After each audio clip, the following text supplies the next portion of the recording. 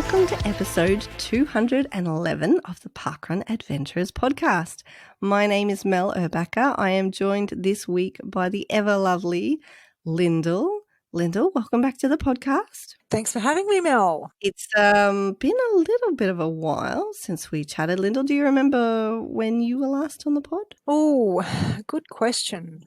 No, I don't. I think we were in the middle of lockdown. I think I was doing some pretend heel club adventuring. Yeah. So I remember talking about that, and we spoke to Mark on his adventure around Australia. And of course, Mark's home now. Last time he was on the last episode 210, when Northern Territory had just come back, the first state or territory to bring parkrun back in Australia. And since then, we've actually had the return of parkrun in Tasmania, which was the weekend before last. And now last weekend, we just had Western Australia join the flock. That's 3 out of, is it 8 or 9? I always forget. 7, 8. Geography is not my strong suit, Mel. That's all right. Hold on. I'm going to count it. We've got Queensland, the greatest state. Then there's Western Australia, Northern Territory, South Australia, ACT, Tasmania, Victoria, New South Wales. Have I missed anyone? That's 8. I'm looking at 8 fingers. Okay. 8 it is. Let's go with that. Gosh, I hope I haven't missed anyone. Yes, so that's 3 out of 8, which I'm a bit excited about. And next week, this coming week, we've actually got the Australian Capital Territory coming on board too. So that's going to be 50%. Hey, we're getting there. We are. I mean, technically it's not 50% of the events we've got in the country, but it's 50% of the states and territories. So you got to work the numbers, don't you? Oh, look, 100%. You can read the data however you like. Yes, you've got to make the graphs go in the directions you want them to. Now, what have you been up to, Lyndell, since last we spoke? Well, my most recent running adventure was an ultra marathon up in your neck of the woods, actually, Mel. Out from Mapleton, the Blackall 100. Oh, that's a very infamous event, the Sunshine Coast, and I've attended a couple of times, never as a participant, always as support crew. Even support crew, it's pretty intense. There's a lot of kilometres to drive between checkpoints and things like that. So I can only imagine what the actual running between checkpoints must be like. There's a bit of elevation in there. Yeah, there is a bit. There's a new course this year which added a little bit more elevation than in previous years. A couple of very big hills, I think, were added in. So, and how did you go? I've specifically, we're friends out in the real world, not just in podcast land, but I've specifically not asked you about it because I knew you were coming on the pod and I wanted to hear all about it firsthand over the audio waves. Well, where do I start? I start at the beginning, I guess. Look, overall, I had a great day out. I really enjoyed myself, if it's possible to enjoy pain and questioning your existence and wondering about your life choices. But look, I knew that with all of the challenges of this year, I knew that I probably wasn't quite as trained physically as I would like to have been. And so, yeah, I was a bit unsure how fast I'd be able to get through the course. And look, it wasn't fast, but I did manage to outrun most of my time predictions. So, Mel, you would be able to, having been a crew before, you'd empathise with this. Phil, my husband, who was crewing for me, had to keep calculating and recalculating when to get to the next checkpoint to see me. Based on your progress throughout the day. Yeah, because I left checkpoint 1 to get back to checkpoint 2 quicker than I thought. So I had to actually stop and text him and say, hey, I'm going a bit early. That's a good problem to have. It is a good problem to have. So honestly, I got around the course a little bit quicker than I thought I might. I slowed down a little bit in the last probably 30 Ks because, as I said, I probably didn't really have as much endurance in my legs as I would have liked. But I have to say, what a terrific event, really well organised. The scenery and the terrain is just beautiful. It's a really beautiful part of the world. So I really loved the experience. I was out in the dark for a lot, and so there's times then when you are really alone actually, because it's pitch black and you're all by yourself out in the bush, and you're just relying on your little headlamp to get you to the next checkpoint and find the next marker in the bush. So it's a real range of ups and downs when you're out there for that long and running that far. But it's something that is a really rewarding experience, actually, and I just had a blast. I had so much fun. Have you done many 100-kilometre events before? I've done a few. So never the Blackwall 100, so this was a new course for me, and it's one that I've always wanted to do. So really fun. Like when you get to a checkpoint, particularly when you get to a checkpoint in the dark, it's like a beacon of light, and invariably the running clubs that are running the checkpoints have got music going, and they're dressed up and have got some kind of little gimmick to just put a smile on your face. So there's plenty of things to smile at. I guess one of the highlights for me was one of my friends and a friend of the podcast, Erica, was at checkpoint 4, which was also checkpoint 6. So I ran into her a couple of times. And in between that, checkpoint 5 was serviced by the Nutters, the Noosa Ultra Trail runners. And they had a disco set up, and they were it was loud and it was bright and fun. Part of their job was to issue wristbands so that when you returned back to that same checkpoint, the team there knew that you'd gotten to checkpoint 5 and back again. And the wristband that they gave to me said, "Only 20 park runs today." That's awesome. Yeah, it was terrific. It was a really nice little touch. It put a little smile on my face. And yeah, I haven't been doing not park runs or freedom runs or anything like that. So it was just a nice thought for me to think that I did 20 park runs in a day. So And it was not an easy day to do the Blackwall 100 this year. I know there were a lot of DNFs. So yeah. Congratulations. Well done you for making it all the way through that 100 kilometres. Did you have any vomits along the way? No. I know I heard about a lot of those too. So your nutrition must have been good, and your hydration. Yeah. Look, I go into these events knowing what I can eat and what isn't going to work for me. But I'm not too stringent on a specific plan. I think some people weigh things out and think they're going to have a certain amount of fluid and a certain amount of food. And I've never found that works for me in endurance events. You've kind of got to go by feel a little bit and just get to know what your body can handle and what your body needs. So I think that paid off on the weekend. I drank more electrolyte on the weekend than I probably ever have in a 24-hour period. And that's just because I knew that that's what my body needed and that's what my body was telling me. So there's a lot to be said for that, I think, as well. Cravings are there for a reason. Yeah, absolutely. Well, good job. I'm very impressed. And yeah, it's one of those events where I've thought, if I'm ever going to do an ultra, maybe I would. And then I see the same crazy, mad friends that I've got do it every year or try. There's lots of DNFs spattered, speckled, dotted throughout their experiences. There's lots of finishes as well. And then there's lots of trips in ambulances. Oh, gosh. Oh, no. And ferrying people away and things midway because of injuries, etc. Yeah. So I've seen the reality of it as well, and it's very easy. I think a lot of people register for these sorts of things from the comfort of their homes when they're sitting in air-conditioned luxury and having a nice cool drink and thinking, oh, yeah, that sounds like a great idea. It's a great idea. Whereas if you were outside in the middle of the day on a really hot day and you were tired and your legs are sore and you were getting bitten by mozzies, you probably wouldn't think in that moment, I'm going to register to do this for 100 kilometres. Yeah, that's a really good point. It is a really good point. And yeah, I think it's a privilege to be able to do these things. We're really lucky to be in a situation where our bodies are able and our situation allows us. So I'm very thankful for that. And look, hey, 20 park runs in one day, that's a great way to get a fix. I mean, you mentioned you haven't really been not park running or anything like that. I was not park running, but then the last 3 weeks, no. I have a void at the moment, Lyndell. I'm not missing not park running, but I'm certainly missing park run itself. But you know what I'm missing is the volunteering. Yeah.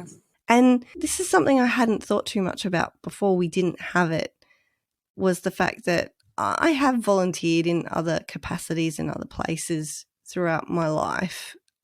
But parkrun is such a convenient place to volunteer. Like, not only all the obvious benefits of the satisfaction you get and the joy and the fun and the friendships you build, all the good stuff that comes with volunteering, they're all there, ticks all those boxes. But when you've got small kids and you want to volunteer, there's not a lot of opportunities unless you're leaving them with your other half or grandparents or whoever looks after your kids. There's not a lot of opportunities to actually volunteer with your small people. And parkrun is one of those places that you can do that, and where it's a village and a family and they're welcome and included. And so since I haven't been able to volunteer at parkrun, I've wanted to fill that need in me to serve, and I haven't been able to do it. It's been really frustrating and bizarre. But you've had a chance to volunteer. You've got multiple lives. You've been volunteering a bit. How is it? Tell me about your volunteering. I need to vicariously volunteer through you. Yeah, look, again, we've been really lucky that events are coming back in Queensland, and, I volunteer as a technical official at triathlon events, and we have had a few come back over the last few months. So that's been really great to just get back. And again, we talk about getting our normal back in our life. Getting out and volunteering as an official has helped me get some of that normal back into my life. It's been really great. The race directors and the triathletes have just been so thankful to have events running again, and being part of that and being able to help that along and be a part of getting them back up and running has been really, really satisfying and, a lot of fun. Well, speaking of getting back up and running, we did mention a little bit earlier that WA is the third state or territory to come back in Australia in recent weeks. And a whole bunch of their events, not 100%, although there will be more events this coming weekend. But most of the events in WA were able to return this weekend. And, of course, we have a roving reporter who lives in WA and is an event director at one of their fine events over there. His name is Cameron. We fondly refer to him as Cam, and he's submitted a roving report, the first one in a little while. Fantastic. Let's have a listen. Good morning, adventurers. It's Cam here saying g'day from WA. That's right, we're back. Can't believe it. It has been a while, hasn't it? Well, let's go talk to some people. I'm here with Jerry. Jerry, what have you missed most about parkrun? The camaraderie is one thing, I suppose, seeing everyone having fun together. I have a medical condition that means I only walk with poles, and I miss the excitement of having people around me. I've been walking, but on my own. It's not the same as when you've got people around you. You've got a bit of a challenge to catch up to the next person, or don't let the person behind you catch up. So I'm glad that's happening. Well, I'm volunteering today, but we've got to start somewhere. I'll be running next week. Excellent. All right, thanks, Jerry. I'll speak to you later. Bye. Okay, thanks, Cameron. I'm here with Claire. Claire, what have you missed most about parkrun? I think I've missed the people the most, like who you meet from parkrun, because you make a lot of friends at the regular. When you turn up every week, you start to know everyone, and then because it hasn't been on for a while, you kind of don't see everyone as often. So yeah, I think I've missed the people as well as the running. And you've seen a lot of familiar faces out here? Yeah, quite a few. I normally go to Rockingham, so this is only my second time at Baldivis, but because it was on today, I was like, couldn't wait to get back. Oh, that's great. All right, well, thanks very much for chatting and have a great day. Thank you. I'm here with Beck and Kylie. Ladies, what have you missed most about parkrun? Well, I've just had the breakfast afterwards with everybody and the 10% discount at Dome on coffee. Oh, nice. About yourself, Kylie? No, I miss challenging myself for the fastest 5Ks, because when I do it casually, I'm casually running. So it's you go a bit faster with lots of other people around you? Yes, push myself that little bit harder. That's fantastic. Well, good luck on the PB and good luck with breakfast. Thank you. And just like that, we're done. I'd like to thank everyone at Parkrun Australia headquarters who have worked tirelessly behind the scenes to get everything up and running. I'd like to thank all the local councils in WA who were able to get events across the line. And I'd like to thank all the runners, walkers, joggers and volunteers and events teams just for being great people. Cheers, guys. I'll see you later. Wow, that was so great to hear from Cam. And look, I think he maybe got a bit starstruck, or maybe he's a bit out of practice as well. Did he even say where he was? I'm not sure he did. I know one of the people he interviewed said that they were at Baldivis, which isn't actually the name of the event, but that's the location the event is. Perhaps we should fill in the blanks. It's not the first time Cam hasn't mentioned where he was, and I've sent him a message about this before, but he was at Tamworth Wetlands parkrun on the weekend. A real honest-to-goodness parkrun, very excitingly. Very exciting. And look, what a great angle he took. I mean, all of us are missing parkrun. It was so great to hear so many different perspectives on what the crowd at Tamworth Wetlands had missed. Yeah, really enjoyed listening to that. And I have spoken to quite a few West Australians in the days since parkrun just to check out how they went. And I've had lots of very happy messages with people still on a high, had just a wonderful morning. It was like they had never left. And, that gratitude is there, Lyndell. You were talking about everyone's grateful to be having their events back and things like that, even just in triathlon. And it's the same in all the places that are slowly getting parkrun back. Everybody who attends is really grateful. And I think, there would be some people out there that are just straight up jealous, but I'm pretty sure that, I'm jealous too. I will admit it. The majority of us, or I could almost speak for everyone, we're so excited for the places that do have parkrun back. 100%. I couldn't agree more. And we all can't wait until it happens in our locations as well. It's like Christmas came early for WA. And, wouldn't it be a Christmas miracle if we all had parkrun back by then? Oh, for sure. Ugly Christmas singlets and T-shirts. It's not going to be the same if we don't have a parkrun to show them off at. Well, the beauty of the International Ugly Christmas Singlet or Shirt Day, though, is that you can just run anywhere. It doesn't have to be parkrun. Yes, traditionally speaking, it's always been at a parkrun on the third Saturday, but that's okay. This year, if you've got a parkrun, awesome parkrun for your International Ugly Christmas Singlet or Shirt Day. But if you don't, it's okay. You can just go for a run with your mates wherever you like. And, well, we know there's going to be a lot of ugly Christmas singlets and shirts out there because the sales went gangbusters again this year. And, oh my goodness, Lyndell, I'm so excited. I can't wait to see them out in the wild. Oh, I can't wait to get my hands on one. And look, this is a bit of a reach for me. I'll tell you a secret, Mel. I don't like celebrating anything to do with Christmas until at least December. What? I'm not one of these people who gets super excited for Christmas way in advance.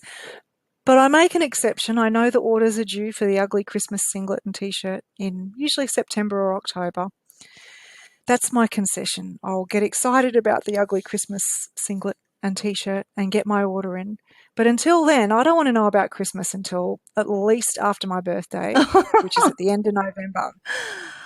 I don't understand. So what do you do? But how? Most people, okay, fair enough. I don't have my actual Christmas tree up in my house until the 1st of December.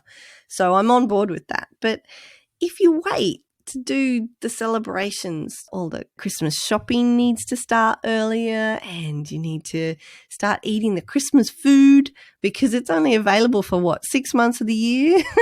So, you've got to maximise. 6 months. And Christmas what sort carols. of Christmas food are we talking, Mel?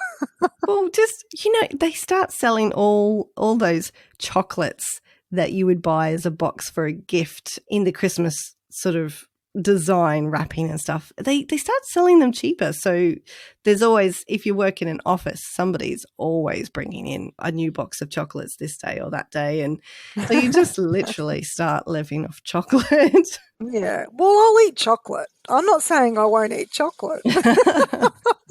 Well, good. I'm glad Glad you're on board with the chocolate eating. What about Christmas carols? Where do you sit on Christmas carols happening as soon as Halloween's over? In fact, they've already got the Christmas decorations up in the stores and Halloween hasn't happened yet. So there's a bit of a conflict.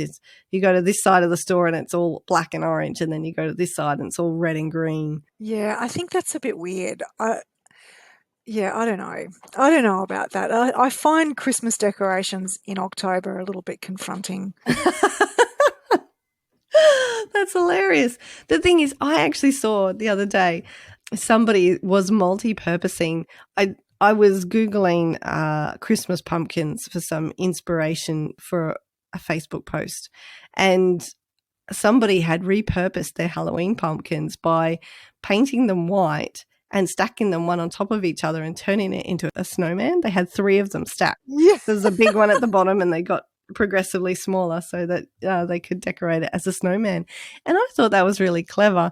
It is ingenious, but just put them away for a month and bring them out in December. But I'm just not sure that they're not rotting all in the meantime. Yeah. Maybe that works in cold climate places, but in Australia, you wouldn't get away with that. You'd be No, you would not. having fruit fly infestations either out on your front porch, wherever you were keeping those pumpkins. Oh, I love the festive time of year, and I'm a bit disappointed that you don't start until December. Tell me at least you carry on into January then. Yeah, sure, why not? See, I've been listening to Christmas Podding, the only podcast in Australia which is dedicated to Christmas, hosted by Liam Renton and Vanessa Gibson. Vanessa is actually one of the co-event directors at Sandgate Parkrun. Mad keen on Christmas. So she's got a Christmas podcast. I think they're in their 3rd year now. In the first couple of years, they only had the podcast on every couple of weeks in the last month or 2 before Christmas. But this is the first year they've had the podcast all year. And I'm loving it, Lyndell. It is so good. I get my little 30 minutes of Christmas fix once a fortnight and it's brilliant. Just keeps me so much in the mood and so excited for International Ugly Christmas Singlet and Shirt Day. You sounded a bit surprised that it was the only Christmas podcast in Australia. Wouldn't you? How many you're Christmas not surprised by podcasts do you need? Well, I actually haven't looked for other ones. I mean, it's entirely possible that it's the only Christmas podcast in the world, but I'm sure that can't be the case. Surely not. There's that many people that love Christmas. There are.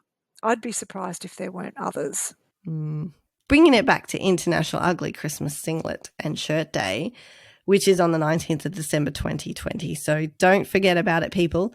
You don't have to have one of the official 2020 release ugly Christmas singlets or shirts to participate. We've got actually a DIY video on the Facebook page for people who want to make their own out of running shirts and Christmas decorations you already have just lying around the house.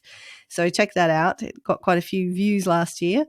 And something else that we've promised on that Facebook page is for a Christmas wrapping tutorial, and I'm going to call it an ugly Christmas wrapping tutorial. But wrapping Christmas presents is actually one of the biggest things that I love about Christmas. Forget about all the mess and chaos of making all the food and eating all the food and then wishing you hadn't eaten all the food that's involved around getting together with your family or whoever you get together with on Christmas Day. The wrapping of the Christmas presents is something that I really love to do. And I had a conversation with Scotty once about things to teach your kids. And one thing he told me that I need to teach my boys is how to wrap presents, not just Christmas presents, but any presents, because he feels like that's a life skill that he hasn't got because he was never taught as a child. And I guess he never had the interest. And that was what I always loved about Christmas as a kid, was when the presents started to accumulate under the tree. And it didn't matter if they were for you or not. If you didn't know what was inside them, it was magic. And you could just sit there for hours wondering and staring at this glorious thing.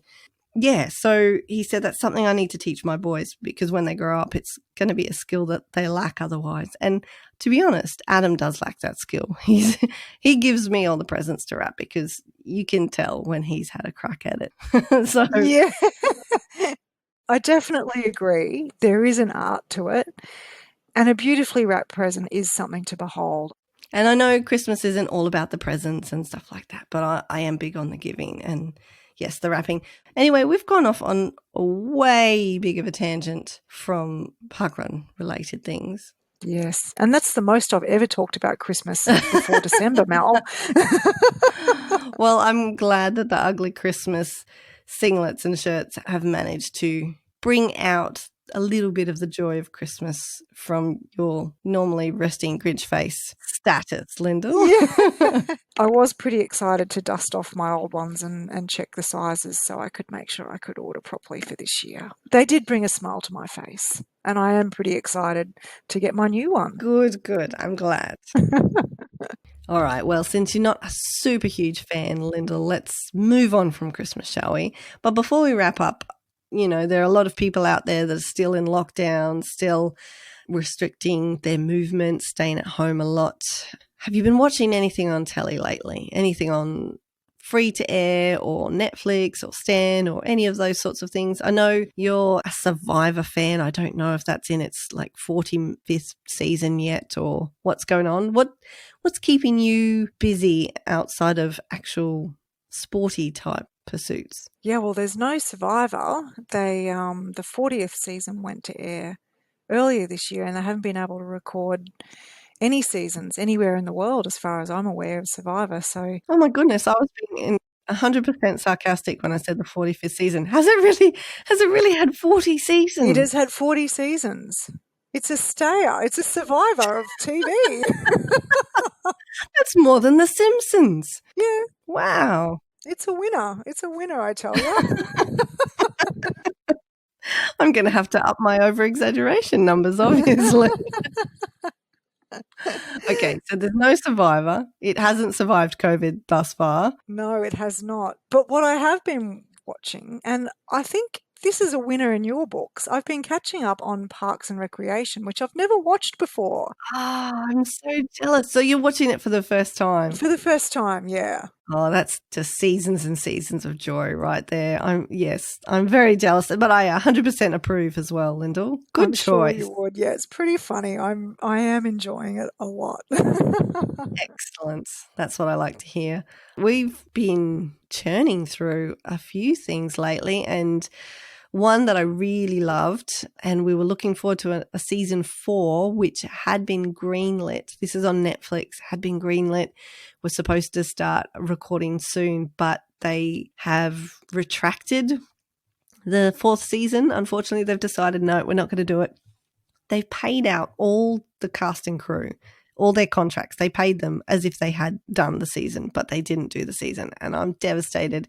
It's called GLOW, which stands for Gorgeous Ladies of Wrestling. Have you heard of that one, Lyndall? I have heard of it. I haven't seen it. Tell me more. I can highly recommend that. Its basic premise is it's a bunch of actresses go to this audition for this TV show, which is about wrestlers, and they hire actors to play the wrestlers, but the actors have to do the wrestling. And yeah, it's just awkward and funny and unexpected, and just another one of those random joys. It had been on my watch list, or, you know, to be watched for a couple of years actually. And one night we were doing the typical Netflix dance where you spend half an hour trying to decide with your other half what you're going to watch, and then it ends up getting so late that you're tired and you don't watch anything. And in a fit of frustration, because Adam can never decide anything, I just went, well, we're watching this, and press play.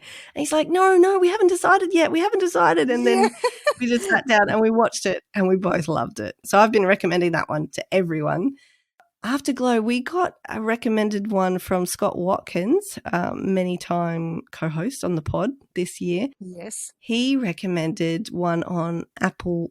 I think it's called iView. I'm not up with the different things. There's so many of them. There are. And you can get a free subscription with your email address, I think, for a month or whatever. And so we've got one of those, and it's called Ted Lasso. And that one's a great one too. It's about an American gridiron coach who gets recruited to coach football, as in soccer, in the UK for the Richmond team. And he is just this beacon of light and positivity, and everyone thinks he's, well, I don't know if I can use the word. I must be able to use this. Oh, maybe I won't use the word. Everyone thinks he's a joke. Let's say that. Yeah. Okay. But it is just one of the most, and I mean this in the best possible way, wholesome shows that you could possibly watch. He is just a wonderful character, and there need to be more Ted Lassos in the world. I've heard good things. Yeah, so well, anyway, those are my couple of recommendations. We've completely demolished that in just a couple of days, actually, and so we've moved on to Schitt's Creek. It's early days with that one yet. I don't know if you've seen it, but it's quite amusing also. I'm picking up a bit of a theme here. You're into the comedies. We just decided that there was just too much unhappy in the world, that we need something light at the moment. And it's surprising because Adam isn't usually like that. His go-to is the latest serial killer, thriller, horror, whatever is really painful for me to watch, basically. And so, yeah. We struggle usually with things to watch together. But yeah, the comedies lately, we're both really just needing the comedies. We need other people to make us laugh. Yeah. It's a good time for it. So those are my recommendations. And you've got a comedy recommendation too. So obviously you're on that bandwagon. Yeah, look, normally I'm a bit of a drama fiend. I prefer a good, well-constructed drama series. But I thought I just needed something light. I've been watching a lot of dramas this year. Succession on Foxtel is one that I love. They say that's a dramedy, so it is meant to be kind of funny. Yep. But because it's about horrible people, it's kind of hard to laugh at sometimes.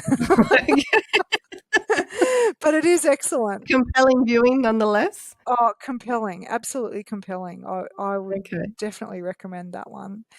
And this year, I put on my list of things to do for this year, one of my 20 in 2020 was to watch old series that I'd never seen before. So I've only just finished working my way through Friday Night Lights. So, well, how was that? I've heard good things about that too. Yeah, it was fantastic. So a bit of a different tilt. Again, it's the main character of that series is also a American football coach, probably a little bit more serious than Ted Lasso from what I understand of Ted Lasso. But it's a football show that isn't actually about football. So it surrounds an American football high school team in Texas. And if you know anything about American football, which I didn't before I watched this series, high school football in Texas is a bit of a big deal. And so it really unpacks the characters and the different reasons why these kids play football. The central characters are a couple, a coach and a high school counsellor who, become almost like parent figures to a lot of the kids in the town. So the characters are really well developed and really well scripted, and yeah, I just loved it. If you watch the first episode, I challenge anyone to watch the first episode and not be breathtaken and hooked. To be honest, it was a really just compelling drama right from the beginning, and yeah, I loved it. Oh, okay. Well, then I'll put that one on my list too. Well, we should probably wrap it up. We've chatted about Christmas. We've chatted about television shows. It's been a little bit of parkrun talk in this podcast. 20 parkruns worth. Oh, at least. 21 if you include the Tamworth Wetlands roving report. So, yep. Yes. So we're fortunate in that we've got so many events coming back online in Australia now. In future episodes, we will be returning to having event director interviews and having a chat to them. Conscious, of course, of all the people who aren't getting along to parkrun at the moment. But we all love a bit of parkrun chat, so that's why we're here. And yes, it will be coming back more frequently and taking up, let's say, the majority of the podcast in future. So that's something to look forward to as well. It certainly is, Mel. Thanks so much, Lyndell, for joining me this week. I've had a great chat, and it's always good to get recommendations for TV, although I am a bit disappointed to hear you're a bit grinchy about Christmas. Well, I'm not overly grinchy. Talk to me about it in December and I'll be a little bit less grinchy. And if anyone wants to send Lyndell a gift for her birthday or a card, make sure it's in the post before the end of November. Thanks, Lyndell. Talk to you next time. Until then, Mel, until then.